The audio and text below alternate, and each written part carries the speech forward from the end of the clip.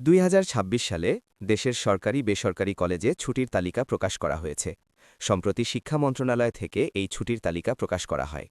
ছুটির তালিকার তথ্য মতে চলতি বছরে কলেজগুলো মোট ৭২ দিন বন্ধ থাকবে।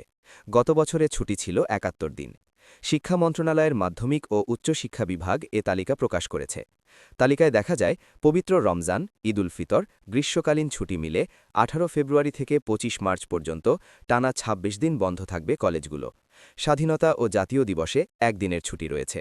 এছাড়া ঈদুল আজহা ২৪ মে থেকে ৫ জুন মোট ১০ দিন, দুর্গাপূজা, বিজয়া দশমী, প্রবারণা পূর্ণিমা, লক্ষ্মী পূজায় ১৮ থেকে ২৯ অক্টোবর পর্যন্ত মোট ১০ দিন ছুটি থাকবে।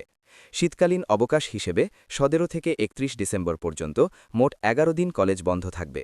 এছাড়া প্রতি বছরের মতো এবার শিক্ষা প্রতিষ্ঠানের প্রধানের হাতে সংরক্ষিত ৩ দিন ছুটি রাখা হয়েছে। প্রতিষ্ঠান প্রধান প্রয়োজনে এ ছুটিগুলো দিতে পারবেন। এর আগে ২০২৬ সালের সরকারি ও বেসরকারি মাধ্যমিক ও নিম্ন মাধ্যমিক বিদ্যালয়ের ছুটি তালিকা প্রকাশ করেছে শিক্ষা মন্ত্রণালয়। তালিকা অনুযায়ী এবছর বিদ্যালয়ের মোট ছুটি রয়েছে ৬৪ দিন।